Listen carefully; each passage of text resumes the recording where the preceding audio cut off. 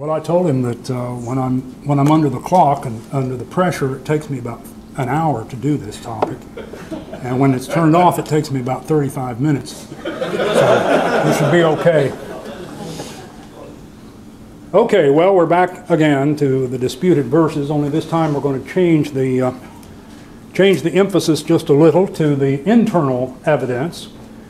And just like the angle that we just looked at, this one just reaches out ramifications in all directions, and we're just hitting the highlights, really. And it's really a fascinating study, and so I'm going to share with you at least what time will allow here today. Okay, so when we looked at external evidence, we were saying we're looking at the manuscripts, we're looking at early church fathers, we're looking at other features like that. For internal evidence, we're going to actually delve into the language of the book of Mark itself, the actual text of Mark 16:9 through 20, as compared to other parts of Mark and to other books of the Bible and other features expressed in other books of the Bible. And so that's going to be the focus for this. Now, just to give you an idea of what people are saying about this, the Net Bible, which is a fantastic resource. If you don't know about the Net Bible, you need to look at the Net Bible. It's online.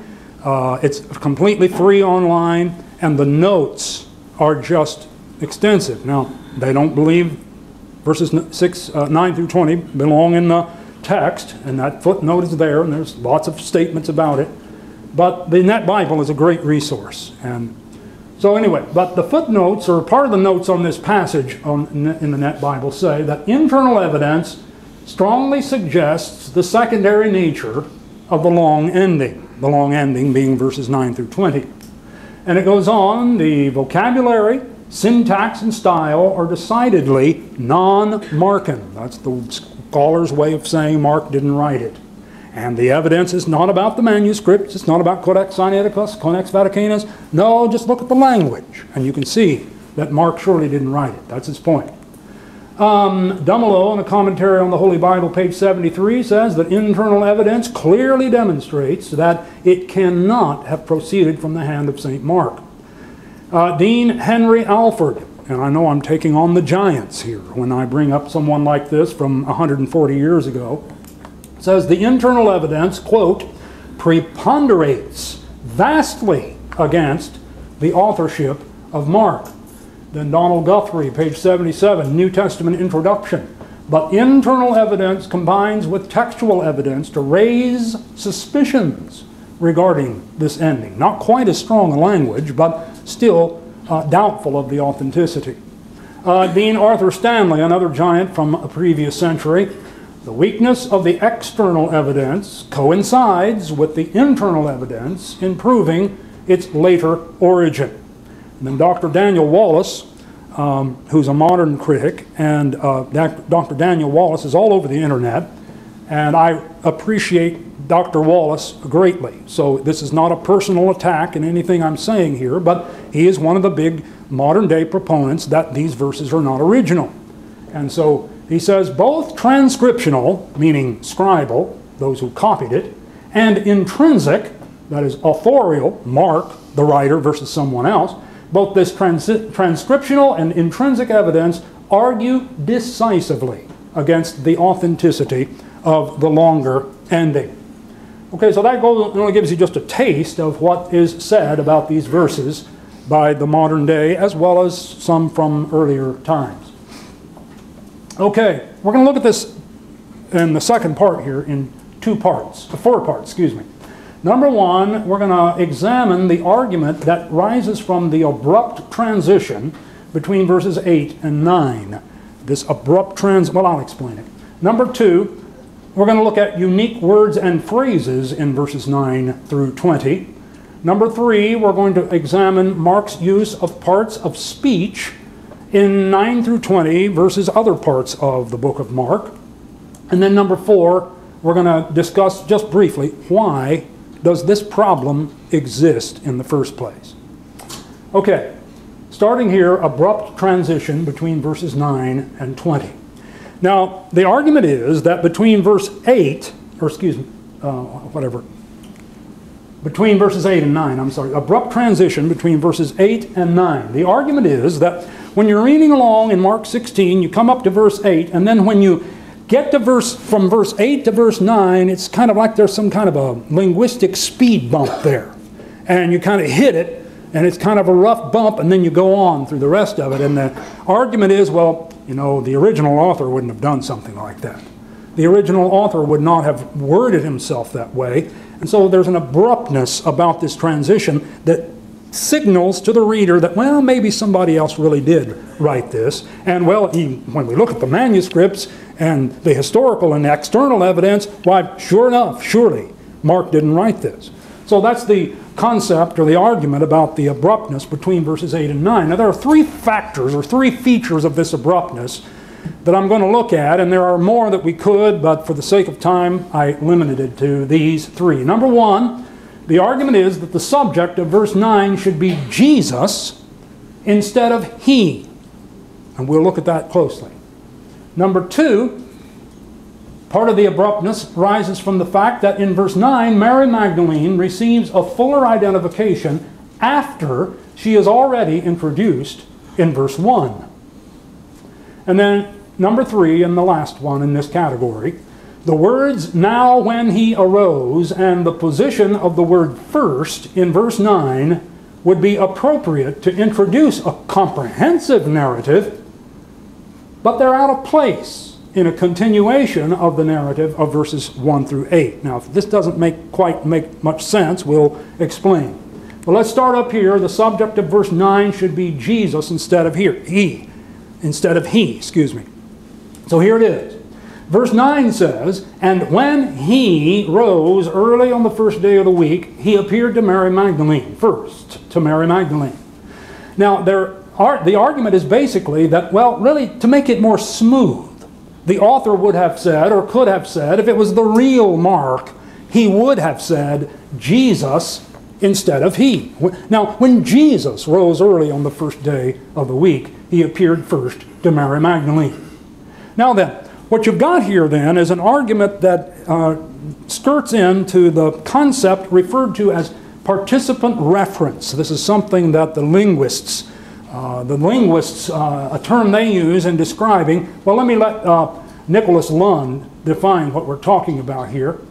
And I want to recommend this book highly, and I will show it to you at the end that you can get all this written down. But anyway, Nicholas P. Lund, the original ending of Mark, he says that participant reference is a linguistic principle applied to texts in which the manner in which participants involved in a discourse are represented or encoded, quote unquote, in the lexical and grammatical forms of a language. Now what that is just a fancy way of saying that different authors may use different ways of referring to the participants in a narrative discourse. When the story is being told about a group of people or one or two people, one author may use pronouns, nouns, or inflected verbs like you can do in Greek, and they may use those, or they may use the personal name of the individual participants in the story. That's what the point is how would an author tell this story? Would he, in his style, be more inclined to say he, or would he be more inclined to say Joe, or Bill, or George, or Jesus in this particular case? So that's participant reference. Now, I wish I could take credit for this. I would love to be able to tell you that I came up with this on my own, but I didn't. And I want to give credit where credit is due. Once again, I'm referring to Nicholas P. Lund's book, and so I'm just going to borrow wholesale from him and cite him in full citation up front. Lund assesses every episode initial reference in all the book of Mark. Now what that means is, Mark tells a story about Jesus, not just in chapter 16, but all through the book of Mark. Mark tells stories about Jesus one after the other. We know how that is. And whenever he tells a story, the story ends with a punchline, and then the next line is the initial reference of the next episode. That is the first statement introducing the next episode. And Lund has assessed all of these in the book of Mark. And here's what he's come up with. This is only a partial portion of it. But starting in chapter 1 and verse 14, Mark introduces the unit there with Jesus as the subject. But if you keep on reading through that early part of Mark and just keep going along, and by the way, I'm sure he's referring here to the critical text and not the Textus Receptus. So this argument is rooted in probably the critical text and not in the Textus Receptus or the King James or New King James, but would be reflected more likely in a newer translation. So bear that in mind if you go to check this out. So in chapter 1 and verse 14, Mark introduces the unit with Jesus as the subject. But then all the way from chapter 1 and verse 14 to chapter 3 and verse 6, he introduces each following episode with the pronoun, not Jesus' personal name. He introduces him with he or him in English translation or in some other comparable way in the original language. Then in chapter 3 and verse 7, he begins an episode there with Jesus, but then from chapter 3 and verse 7 to chapter 5 and verse 21, each following episode is introduced by the pronoun he or him. This is the pattern throughout Mark. Chapter 6 and verse 30 begins with Jesus, and then the following episodes from chapter 6 and verse 31 to chapter 8 and verse 26 are introduced with he or him. Again, let me belabor the point. In chapter 9 and verse 2, it begins with Jesus, and then look at this. Each intervening episode, initial episode reference from chapter 9:3 all the way to 14:27, the author introduces the next and following episodes with Jesus. Now then, even Daniel Wallace, who is a proponent of rejecting these verses, when talking about a different issue besides this, he expresses a very good point that I think actually fits here, as my understanding of it is. Even Daniel Wallace notes, pardon me, that there are 89 sequential verses in Mark 6 through 8 in the critical text that never mention Jesus by name or title. So this tells me that the writer, Mark, has this proclivity for pronouns in introducing Jesus in these accounts. This comes, by the way, from lecture notes from biblicaltraining.org on page 21. Now then, in response to this, someone may say, well now look, all the examples you've noticed so far are where Jesus is the subject of the previous episode. And so it is only natural to begin the next episode with he instead of Jesus. And so, since Mark 16:8 has the women as the subject, the next episode, starting with verse 9, really ought to begin with Jesus instead of he. And I suppose that sounds like a legitimate argument to me. That sounds pretty convincing until we get to looking more closely. And we can see that it's not quite that sewn up. Let's look at Mark 6:42 to 45. So they all ate and were filled. Now that's the people who were fed, the multitude who were fed, you remember. They're the subject at the closing of this episode.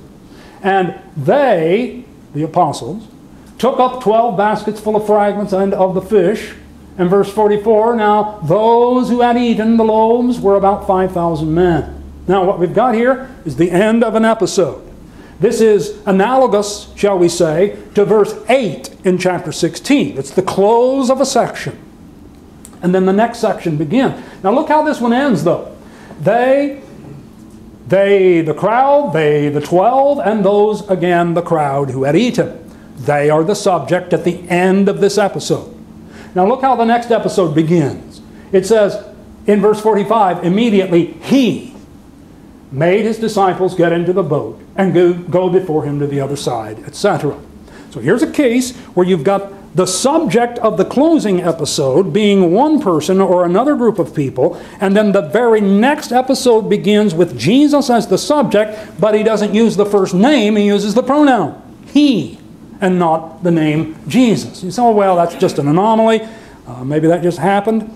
But look, in chapter 7 in verses 30 and 31, And when she had come to her house, she found the demon gone out and her daughter lying on the bed. And there's the end of the episode. And look at the subject. She is the mother of the daughter who was in turmoil and whose daughter was healed and overcame the condition she was in as a result of the miraculous powers of Jesus. And then the next episode, again, departing from the region of Tyre and Sidon, he came through the midst of the region. So it's not uncommon for Mark to end an episode talking about one person or persons with certain pronouns and language, and then continue right on in and introducing the next episode with Jesus as the primary subject, and yet he has he as the point of reference, or the way of referencing his participant in the story, hence participant reference, like we said. Again, in Mark chapter 14, verses 1 through 3. After 2 days it was the Passover and the feast of unleavened bread, and the chief priests and the scribes sought how they might take him by trickery and put him to death. But they said, not during the feast, lest there be an uproar of the people. Okay, well, there's the end of the episode. And notice here, they. And they here, in the plural, refers to these chief priests and scribes back here in the previous verse. Now, that ends the episode. And then the next one begins, and being in Bethany at the house of Simon the leper, as he sat at the table, a woman came, etc. So we find then Jesus being introduced again and again in these introductory statements of each succeeding episode, introduced by he, even if he is not the subject of the end of the previous episode. Well, that's exactly what you've got in Mark chapter 16. You got the same thing here. So what we've got in this so-called abrupt transition is not necessarily so non-Markan as it might at first seem to be. At least I think this is a weighty argument. I know there are scholars who might hear this video later, or have some graduate student come to them and say, Dr. So-and-so, did you hear what that guy said on YouTube? They may not find it convincing. I don't know. But I find this convincing. And I haven't seen any reply to it. Nicholas Lund's book came out in 2014. There may be replies to it. There probably are. I just haven't seen them. But anyway, let's look at Mark 16. So they, the women who came with the spices to the tomb to anoint the body of Jesus, they went out quickly from the tomb, for they trembled and were amazed, and they said nothing to anyone, for they were afraid. End of episode. Now some try to say, well, really it's not the end of the episode. Well, it was in Mark's mind, but to the copyist who made up verses 9 through 20, he's trying to make it part of the same episode. And I'm saying, well, I'm not sure it really is the same episode. I'll talk about that in a moment. But here, if Mark wrote verses 9 through 20, we find the way he references Jesus in the next verse is not different than he does in other places in the book of Mark when he makes a transition from one episode to another. Okay, so here, they is the subject. This is the women who bought the spices. They trembled, and then they said nothing, for they were afraid. Now then, verse 9 says, now when he rose early on the first day of the week. So this looks to me like it's not so much of a bump in the road compared to the other kind of traveling experience we have as we go throughout the rest of the book of Mark. Okay? So then, that's one of the features of abruptness. I've addressed that part, maybe not exhaustively, but enough to make the point for the purposes of our study. Number 2, in verse 9, Mary Magdalene, this is the criticism now. In verse 9, Mary Magdalene receives a fuller identification after she is already introduced in verse 1. Look at it. Verse 1 of Mark 16. When the Sabbath was passed, Mary Magdalene, Mary the mother of James, and Salome bought spices that they might come and anoint him. And then verse 9. Now when he arose early on the first day of the week, he appeared first to Mary Magdalene, out of whom he had cast 7 demons. Now here's the criticism. The criticism says, well, you know, if Mark really wrote verses 9 through 20, and if he really were the good writer that we believe him to be, he wouldn't have made a mistake like this. In other words, it's clear that what you've got here is a copyist who thought something ought to be added to Mark's already intended ending at verse 8, and said, you know, something needs to be added on here, and so I'm gonna come up with something that sounds good and works for this passage.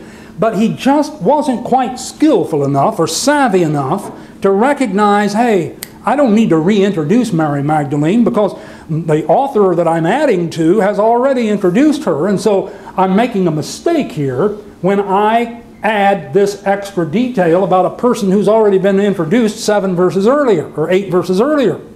That's the argument. All right, well, let's take a look at this. Dr. Bruce Terry, who has a good presentation of some of this material on his website, and I think it's just a page. Well, I think it's actually on a school website, but anyway, a university. But he makes this point, which I think is interesting and important and relevant.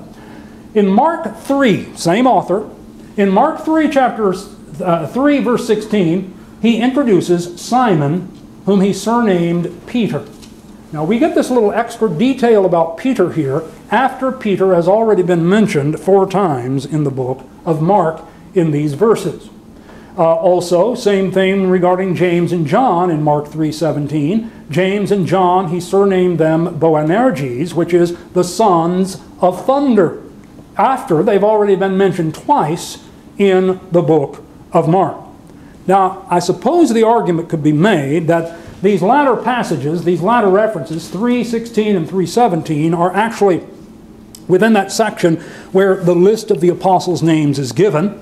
And in that list, he's simply filling out and explaining more about their names. I suppose that's a fair observation.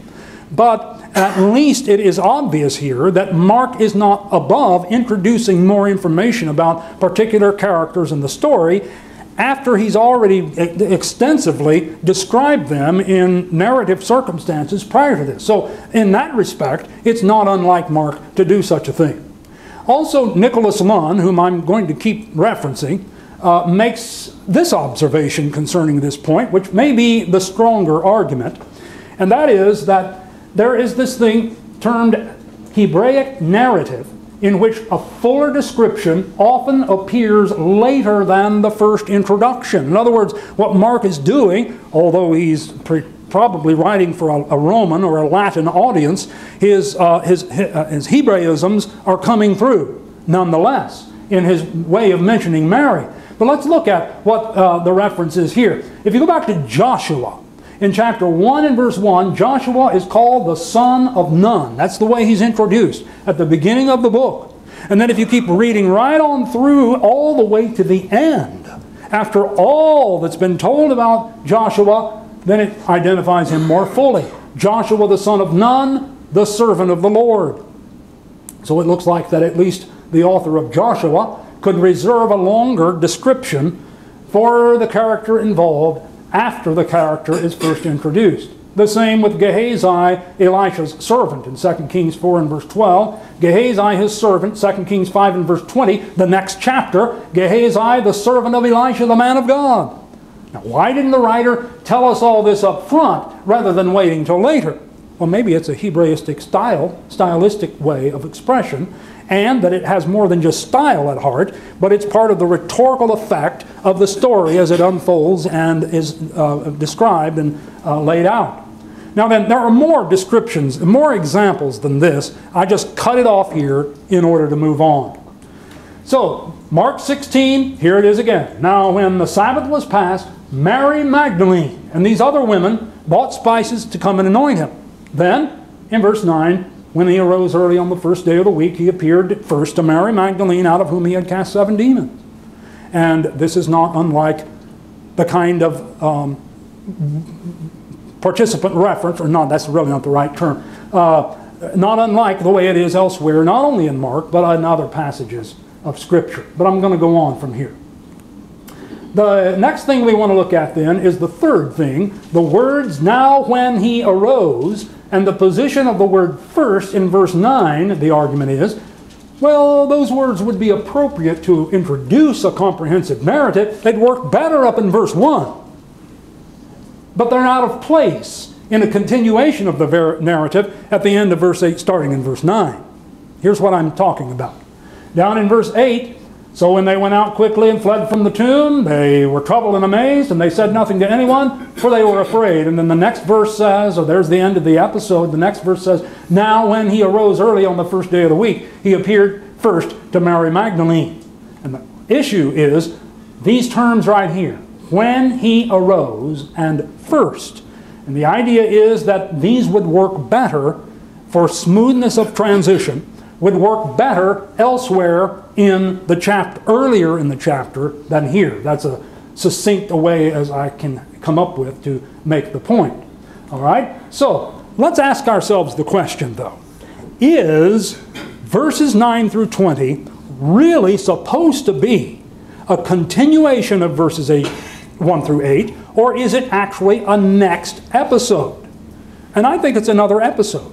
I think it's just simply, yes, basic same thematic information in a broad sense, but I'm going to demonstrate that it's not the same issue in the more specific sense. In other words, verses 9 through 20 does, in a sense, change the subject from what it is in verses 1 through 8, even though both are about generally the resurrection of Christ. So it centers upon resurrection evidence.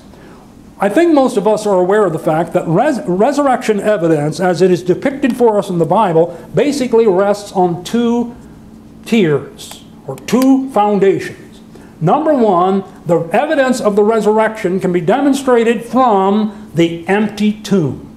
You have a tomb that had a body in it, and that tomb doesn't have a body anymore.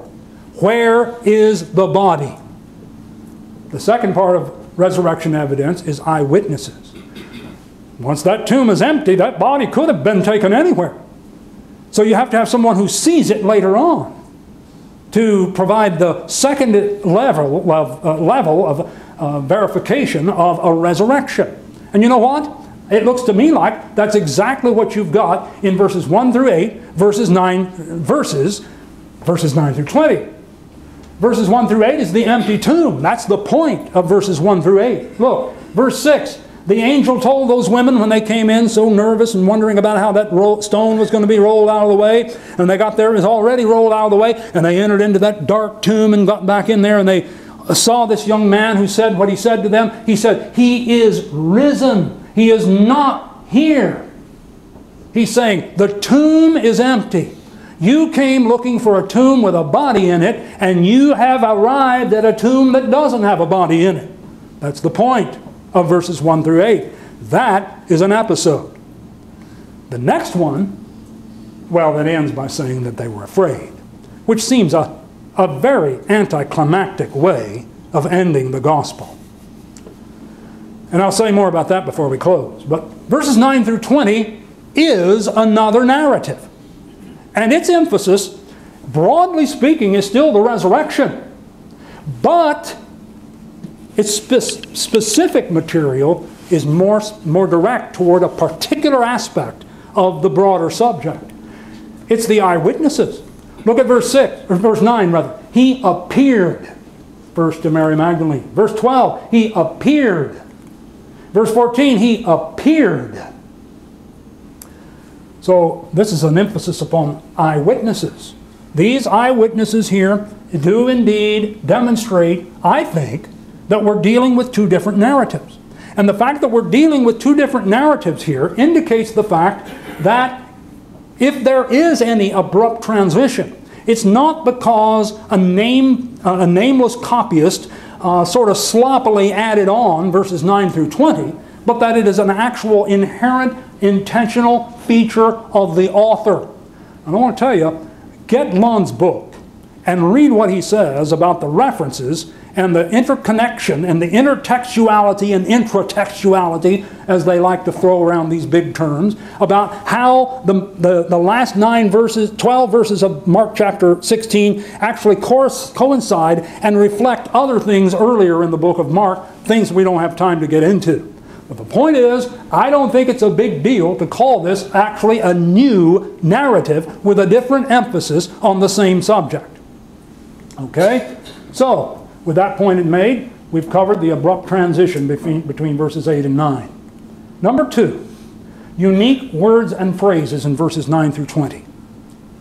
Now, this is an argument that's been made for decades. I'm going to, again, reference Lunn, but you can find this information in other books. I've looked at it. Other books that this argument has been made all the way back to Dean Bergen back in the 1800s with his book. Many of you have the book called The Last 12 Verses of Mark. Bergen made this argument, so it's not new to Lunn, and I would be a fool to stand up here and act like that it was something I came up with, because it isn't. But it's persuasive. In fact, even James White, in his book, The King James Version Only Controversy, which is also a good book, by the way, even he acknowledges that some of this internal evidence and these language and vocabulary and style and syntax arguments are weak and all actually somewhat subjective. And I think there's probably some truth to that. So we advance then to the second part, unique words and phrases in verses 9 through 20. The Net Bible, whose chief editor was Daniel Wallace, I quote again, says the vocabulary, syntax, and style are decidedly non-Markan. Well, let's take a look at that.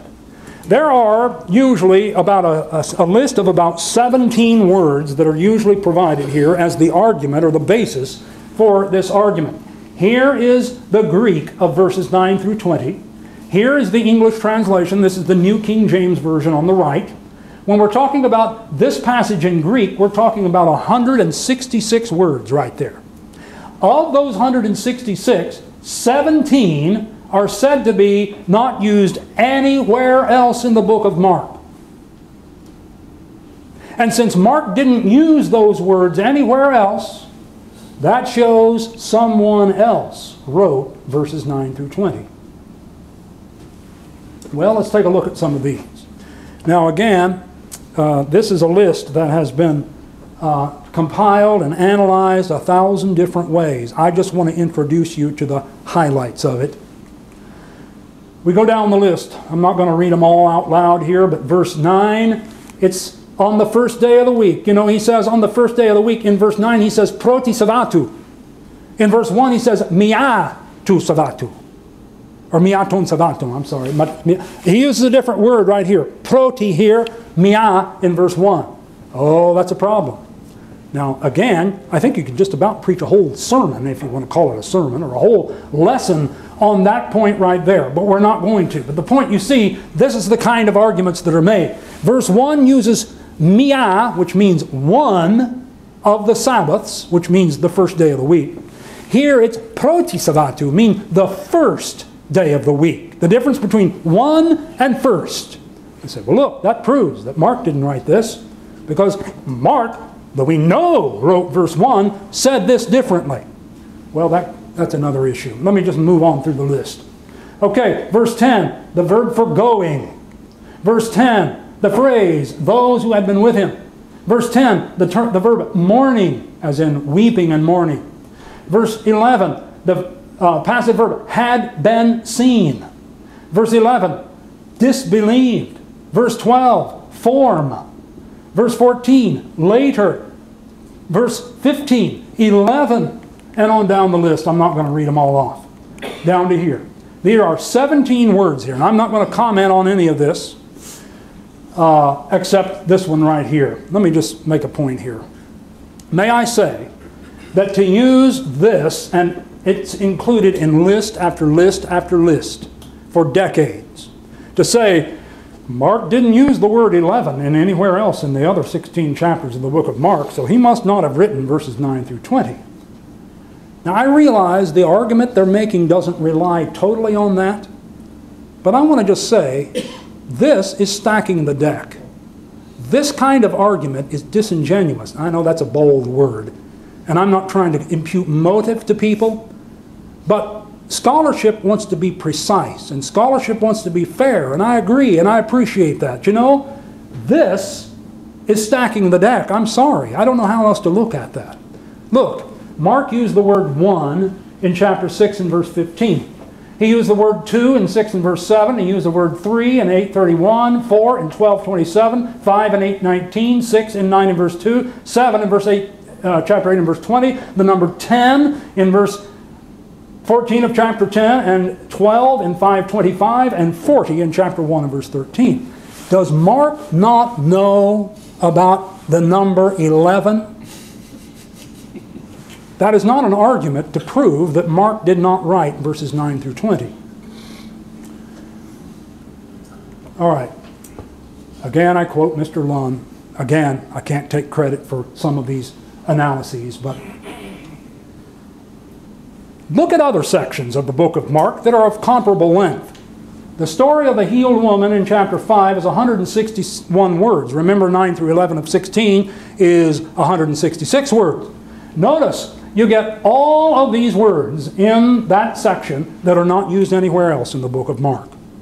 9 words in this passage are not anywhere else in the book of Mark. Now, there's not a textual issue about this passage. There's no manuscript issue like we looked at in our first session. There's not anything in there in the manuscript issue about this passage, but the argument that the absence of some words in Mark 16, 9 through 20 somehow proves that he didn't write other things, or didn't write that verse, indicates that we have some discrepancy here when we think about this, because here's a section, again, 161 words. These words are not used anywhere else. Here's another, the death of John the Baptist, chapter 6, 172 words. All of these words are not used anywhere else in the book of Mark. There's 12 of them. Down here in chapter 9 and verse 2 through 10, 157 Greek words. There are 11 of those that are not used anywhere else in the book of Mark. The teaching about divorce in chapter 10 verses 1 through 12 has 153 words. There are 12 of those 153 words that are not used anywhere else in the book of Mark. Jesus before the Sanhedrin in chapter 14 verses 55 and 56 has 179 words, and none of these words occur anywhere else in the book of Mark. The crucifixion account in chapter 15 has 115 words in the Greek language. None of these are all in that passage, but these are not used anywhere else in the book of Mark. So this argument, as I think James White is correct, this argument indicates that this internal evidence argument is very subjective and has some holes in it as far as I'm able to understand it. So, unique words and phrases in verses 9 through 20. Okay. I don't know how long I've been going, but I'm just going to keep going. That's what they told me to do. So, switch to number 3. Mark's use of parts of speech. Now, when you start talking about parts of speech and grammar, people start getting nervous and remembering how terribly uncomfortable they were in 3rd grade trying to work through those grammatical exercises. I hated that when I was a kid, and so I understand that. And moreover, on this point, we're going to be using percentages and mathematics, which just only makes it all the worse.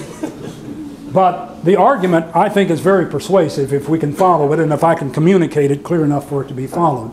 Parts of speech, we know, are verbs, nouns, pronouns, adjectives, adverbs, conjunctions, determiners, which is articles like the word the in English, the, prepositions, numerals, and interjection.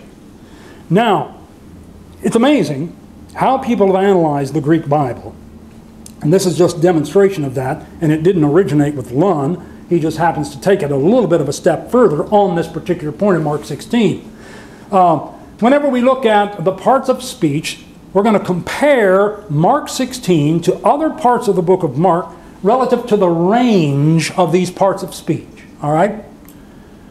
How does Mark use the parts of speech in the list I just gave you? How does he use these parts of speech in the concerned passage? How does it fit into the range of such usage elsewhere in the book of Mark?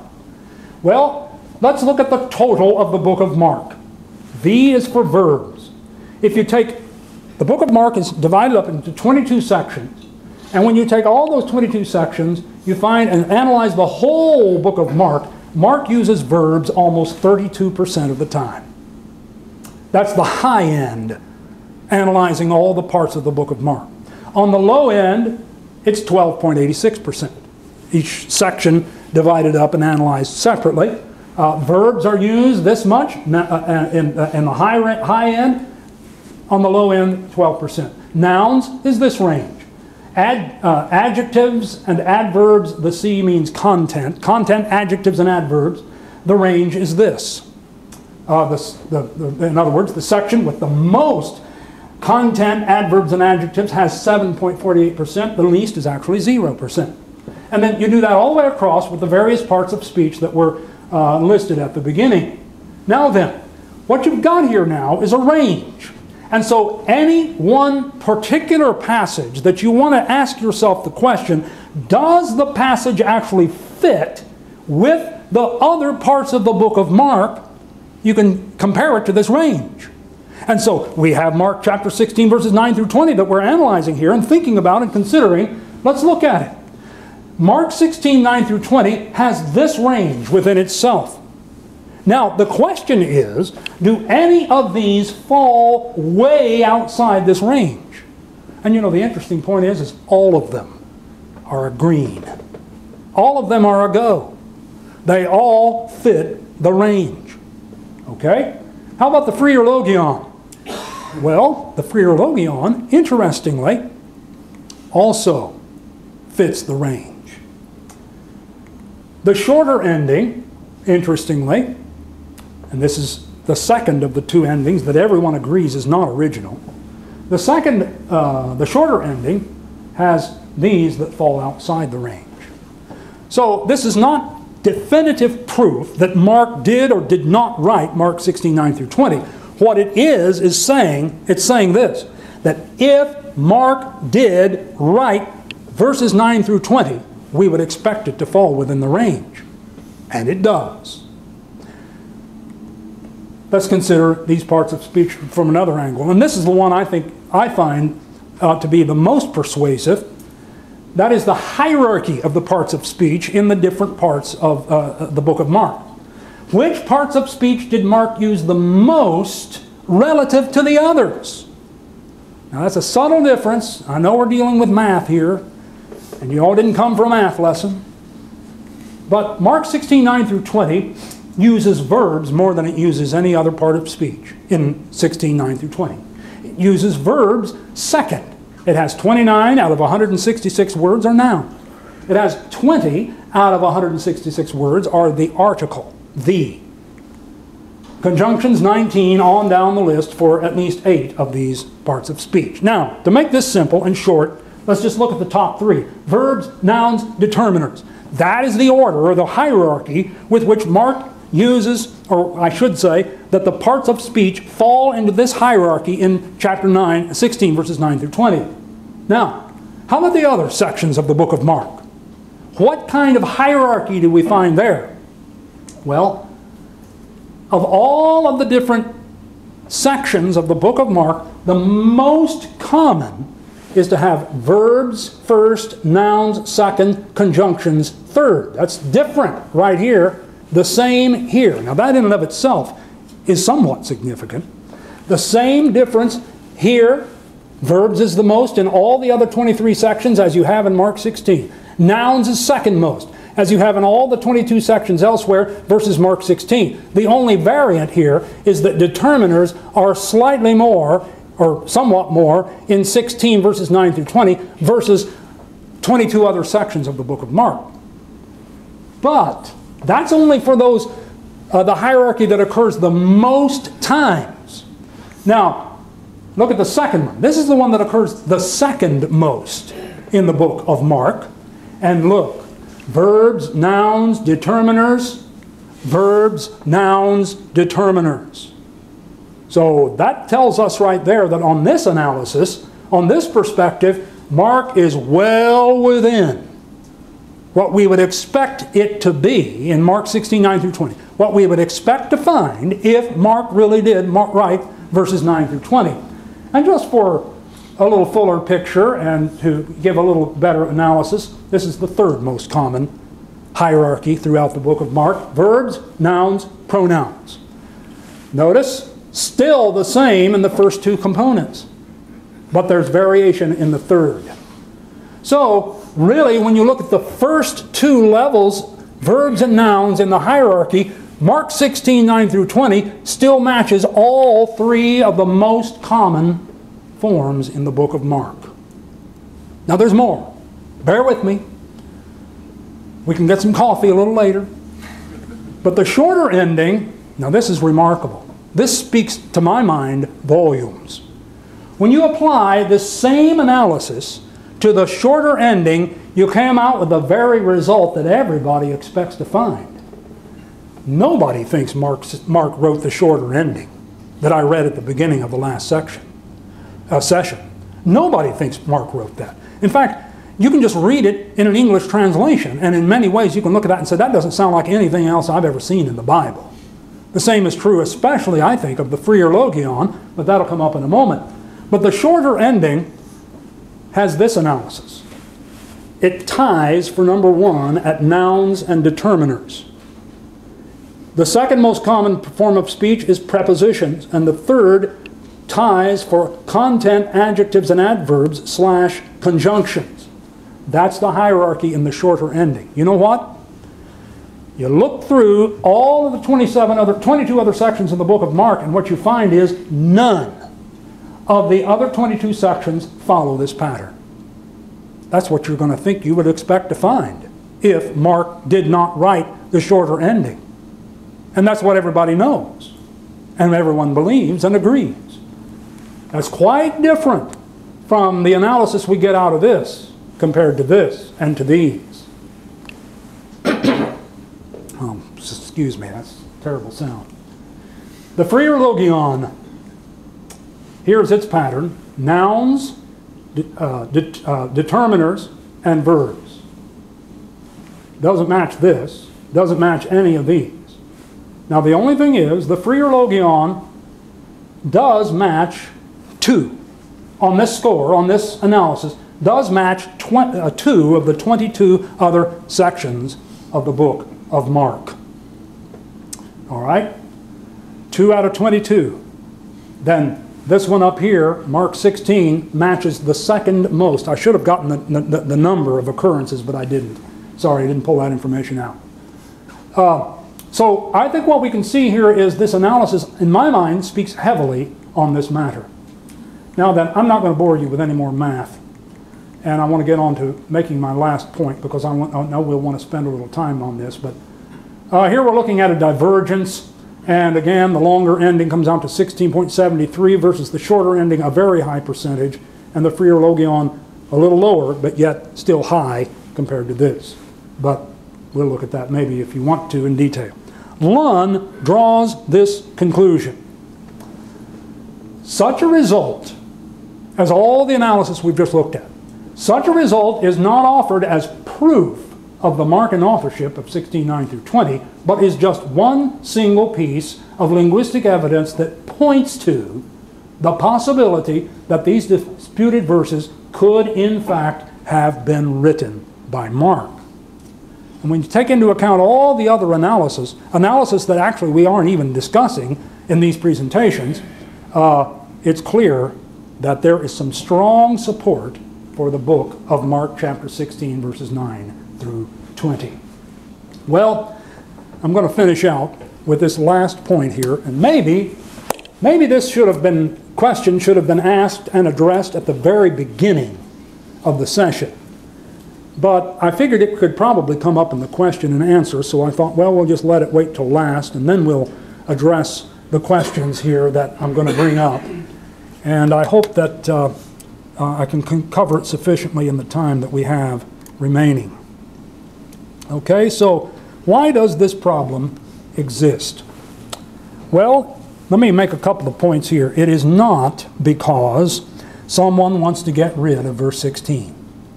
Through the years, I've heard brethren make this argument and this accusation. And I sympathize with them because I know a lot of people would like to get rid of verse 16. But I really don't think that's what's driving this issue. And I really don't. And I think we need to be careful when we start accusing people that we don't know and whose names we don't know and whose knowledge about these issues we don't know, and accusing them of things that we don't know. We're judging people when we do that. And they may not be members of the body of Christ, but that doesn't make it okay. They may not be members of the church or in the brotherhood, but that doesn't make it okay. We need to be careful that we don't accuse people of doing things they're not doing. And I've read a lot on this, and I have yet to find the motive of getting rid of verse 16, he who believes and is baptized shall be saved. I have yet to find that as the main reason why this is an issue. Now, in James White's book, the King James Version only controversy, he does list verse 16 but he only states it as a corroborating argument. He doesn't rest the opposition of these verses to a desire to get rid of verse 16. So I think we need to abandon that accusation, and let's be more accurate and fair and right in the statements that we make. Really, what I found, here's the one that gets everyone. If anyone is uncomfortable with any verse in this section and would think that, boy, it's a good thing Mark 16, 9 through 20 is not original because that verse 18 just really makes me really uncomfortable. It is, they shall take up serpents, and if they drink any deadly thing, it shall not hurt them. Daniel Wallace goes out of his way for an extended period of time in some of his lectures to disparagingly speak of the snake handlers and the hicks, as he calls them, out in the countries and counties of West Virginia, and speaks about how wonderful a thing it is to be able to get rid of this verse, so they don't have this verse anymore. This is the verse they don't like. This is the one that comes first.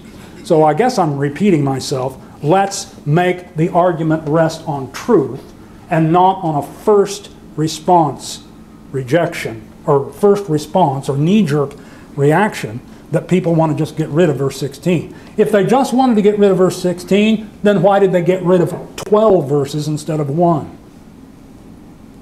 Number 2, it is not because of modern bias against biblical inspiration. Some of the people who work on these issues and have devoted their lives to these issues are people who are committed to the inspiration of the Bible. Now, I realize we may not agree on all points of what the Bible means and what it teaches, but they do believe in the inspiration of the Bible, many of them. And in fact, predominantly these days, the leading textual critics are conservatives, not the liberals. Now, they're in there, but it's the conservatives, not the liberals, who are the ones who are in the lead these days in the last 50 years or so, 20, 30 years, in textual criticism. Number 3, it is not because modern translators want to water down the Word of God. Number 4, it is not because theological liberals want to deny the resurrection of Christ. If they did, why do they just get rid of Mark 16? Why stop there? So, I'm chiding everyone a little bit, I know, and I don't mean to be so blunt, but I think we really need to know what we are saying before we say some things. I do, though, think that it is because, let's just be honest, and I don't know how else to say it or what analysis to make. It is because there is an undeniable disruption in the manuscript tradition. It's there, and we can't ignore it. And we can't defend the truth by pretending it's not there. And we can't uphold the Word of God by first pretending it's not there and then proceeding to build arguments on that assumption. Because there is an undeniable disruption in the textual tradition, as we've pointed out and as we indicated earlier in the first discourse. So it is really an historical debate, not a doctrinal one. And it's really a question about historical evidence and how to interpret the evidence. And I believe that as a people, if we are going to defend Mark 16, 9 through 20, we need to marshal arguments that are rooted in the kinds of things that we've presented here today, in order that we may base our arguments in fact, in truth, and in reality, and not simply an emotional response that we feel good about once we make it, and then we can go on and just forget all about the issue and feel that we're okay with it. Because in the future, when they take it completely out of Mark 16 in future translations, and I think that's, as I said, for those of you who were not here earlier, I believe that's where it's headed. Eventually you're going to see a translation, NIV or something, and maybe not just the NIV, published without these verses. So the question is, how do we interpret the historical evidence? And that's what we need to do. We need to become familiar enough with the historical evidence to make the argument. And that's the only way we can deal with this issue. So let's consider some options. And these are some things to think about. Option number one is that one that was advanced in the 19th century, that Mark wrote verses originally after verse 8, that those verses got lost. And I'm going to hit these quick, and we can deal with it in the question and answer if you want to. Mark originally wrote verses material after verse 8, but it originally got lost. But since verse 8 did not seem a viable ending, then some later scribe added the long ending, verses 9 through 20. Okay, that's one way of looking at it. Now, that's not the way they explain it anymore, however. But the problem with this is the loss would have had to occur with the autograph. The loss would have had to occur at the time and with the copy that Mark wrote in his hand. At the time Mark wrote the Gospel, they were still writing on scrolls. The Codex was invented and utilized by Christians predominantly, interestingly, around the turn of the first century. At the time Mark wrote, it was still written on scrolls. So Mark wrote out the whole book of Mark, and the verse 1 is at the left, chapter 1 is at the left, chapter 16 is at the right. When he got done, he started down here and rolled it up so that chapter 16 is on the inside. So it seems unlikely that if that practice was followed in the writing of Mark, it seems unlikely that the 16th or the last part of the chapter would have been lost from Mark's autograph, his original copy. But that's what the 19th century scholars said. Now then, and I just explained that, if the Gospel was written on a scroll, how did the ending get lost? And again, we're not going into all the detail here we could, I'm just hitting the highlights. Number 2, that is, Mark ended at verse 8 because he was somehow prohibited from finishing. That is, maybe because of persecution, he couldn't quite finish it. Maybe he died before he issued his final version, his final edition to the public. And so his gospel was issued incomplete. So it wasn't intentional, this option says, but it was issued incomplete. Well, the problem with this, and then, of course, then somebody else wanted to add the verses later, maybe even Mark himself. The problem with this option, friends, is it's just made up out of whole cloth. I mean, anybody can come up with something like this. The reality is, it's certainly possible. The scenario that we've just described is certainly possible, but there is zero evidence for it. Maybe that evidence will turn up in time, but there is none for it now.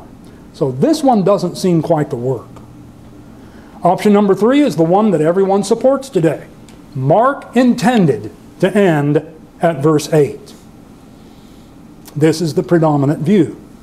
My main criticism of this is that many explanations are offered by literary criticism as to the rhetorical effect that Mark had in mind and that he intended to convey by stopping at verse 8 and shocking everyone with the ending at verse 8.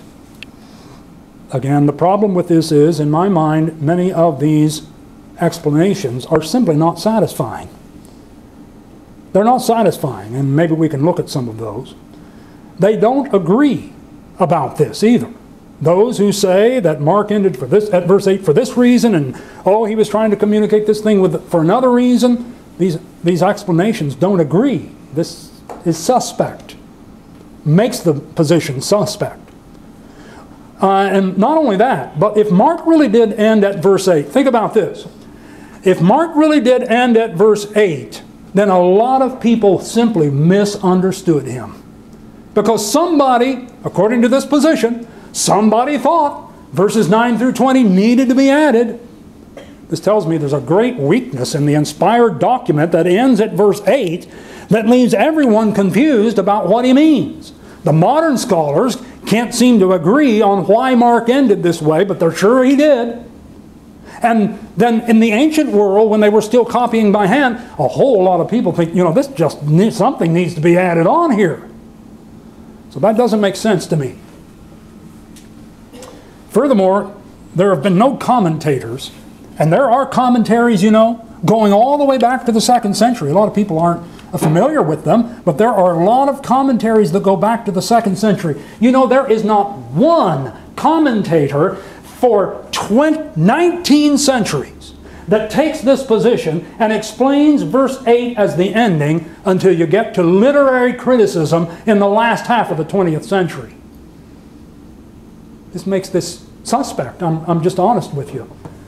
And I know people watching on the YouTube who are not familiar with our brotherhood and fellowship may think that I'm just off my rocker, but it just does not seem satisfying. You know, even Westcott and Hort did not believe it. F.F. Bruce in the 20th century did not believe it. Bruce Metzger, who just died a couple of decades ago.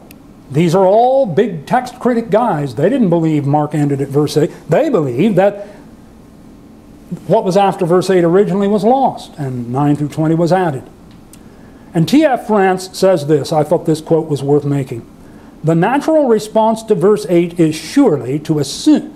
The natural response to verse 8 is surely to assume that this apologetically damaging anticlimax cannot be the end. And I wholeheartedly agree with that. And this is the last one, and I really am about finished. Option 4, the long ending is Mark's original ending. That is, verses 9 through 20, Mark really did write, but it somehow became detached from a copy or copies that became the basis for other copies. This is the one I think best explains the circumstances. If so, this divergence in the manuscript tradition originated in Egypt, and everyone agrees with this, by the way. Whether you believe 9 through 20 is original or added by a later scribe, that disruption originated in Egypt, because the manuscripts and the ancient translations seem to have been influenced by Egyptian manuscripts and translations that led to the missing verses. Now, the problem with this is you have to ask the question, was the removal, was the disappearance of verses 9 through 20 a detachment, deliberate detachment, or was it accidental? If it's deliberate, Lund discusses some interesting early Egyptian heresies that could explain, and again it's just a theory, that could explain why people in Egypt, where it is acknowledged by scholarship in general, Mark had its most extensive influence in the beginning. There are, according to Lund, heresies that could have accounted for someone back then in that place and time wanting those verses removed, and did so, but was not able to strike them from all the manuscript evidence. The other possibility is that the last page was just lost. And that, in my mind, as I close, that's the position that I've come to. I reserve the right to change my mind. But as I said earlier, we're not talking here about the original part of Mark being lost in the original autograph written on a scroll. We're talking about after Mark chapter 1 through chapter 16 and verse 20 were written on a scroll, rolled up with chapter 16 in the middle, and then copied and copied and copied, and then later on copied just a few decades later on codices in book form manuscripts. There are already rolls and codices with Mark 16, 9 through 20 in them, but it's entirely possible for the last page of a codex to become lost, and people later on copying that manuscript with the lost page would be forced to stop at verse 8 in their copies. And as they copied, they had to stop there, and that's all they had, because they didn't have any other copies. And it wasn't like it is today, where you have all kinds of books published by print like we have today. And so that seems to me to be a way to account for the absence of verses 9 through 20 in some manuscripts. And thus the tradition of its absence was rooted in that. So I'm going to conclude here with my conclusion that we have two options. Number one, Mark intended to end at verse 8,